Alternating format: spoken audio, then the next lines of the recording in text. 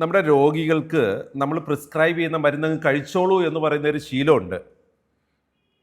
പിന്നെ ഒരു കാര്യമുണ്ട്, നമ്മുടെ നാട്ടുകാർക്ക് ഡോക്ടർ വിഷം എഴുതി കൊടുത്താലും കഴിച്ചോളും.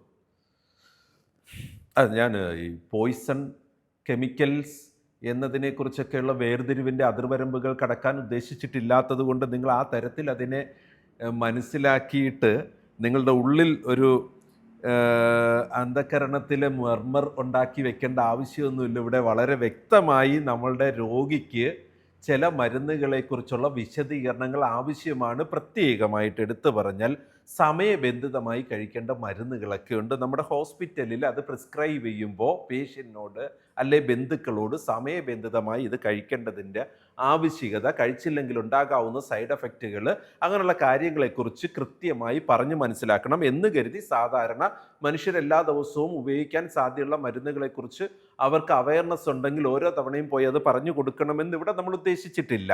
പക്ഷേ PRE 5B എന്ന് പറഞ്ഞ കമ്മിറ്റ്മെൻറ്റ് ഒബ്ജക്റ്റീവ് എലമെൻറ്റിൽ പറയുന്ന ഏറ്റവും വ്യക്തമായൊരു കാര്യം, പേഷ്യൻറ്റോ അവരുടെ ഫാമിലി മെമ്പേഴ്സോ പ്രത്യേകതരം മെഡിസിനുകളെക്കുറിച്ച്, ബ്ലഡ് തിന്നേഴ്സിനെ കുറിച്ച് അല്ലെങ്കിൽ ഹൈ റിസ്ക് മെഡിക്കേഷൻ കാറ്റഗറിയിൽപ്പെട്ടതും അതിന് കൃത്യമായി ചില താളങ്ങൾ കീപ്പ് ചെയ്യേണ്ടതുമായ കാര്യങ്ങളെക്കുറിച്ച് വ്യക്തമായി പറഞ്ഞ് മനസ്സിലാക്കി കൊടുക്കണം. അത് നമ്മുടെ മനസ്സിൽ മാത്രം സൂക്ഷിക്കേണ്ടതല്ല. മനസ്സിൽ സൂക്ഷിച്ചിട്ട് പറഞ്ഞു കൊടുക്കാതിരിക്കുന്ന പ്രശ്നമല്ല ചിലപ്പോഴെങ്കിലും ഉണ്ടാകുന്ന ഈ മരുന്നുകളെക്കുറിച്ച് നമുക്കുള്ള അവയർനെസ്സിൻ്റെ പ്രോബ്ലം ഉണ്ടാവും.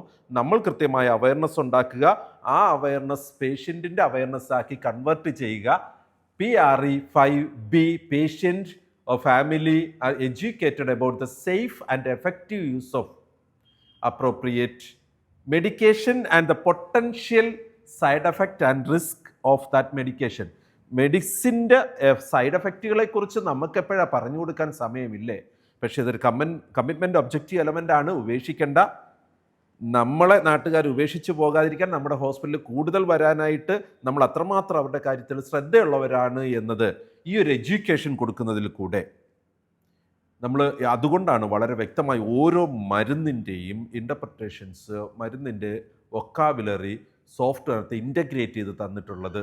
നിങ്ങൾക്ക് അവിടെ കാണാൻ പറ്റും ഈ മരുന്നിൻ്റെ എഫക്ട്സ് എന്താണ്, സൈഡ് എഫക്ട്സ് എന്താണ്, എന്ത് സിസ്റ്റത്തിലാണ് വർക്ക് ചെയ്യുന്നത്. ഗ്രേവ്സ് വർഷങ്ങളായി തന്നെ നമ്മളുടെ ഹോസ്പിറ്റലുകളിൽ ഈ ഒരു മെഡിക്കേഷൻ സേഫ്റ്റി പേഷ്യൻ്റ് എഡ്യൂക്കേഷനിൽ കൂടെ കൊണ്ടുവരുന്നതിനുള്ള ശ്രമം നടത്തുന്നുണ്ട് നമ്മുടെ ഹോസ്പിറ്റലിൽ. നമുക്കത് ശ്രമിക്കാം നന്നായിട്ട് കൊണ്ടുപോകാനായിട്ട്. PRE 5B commitment objective element.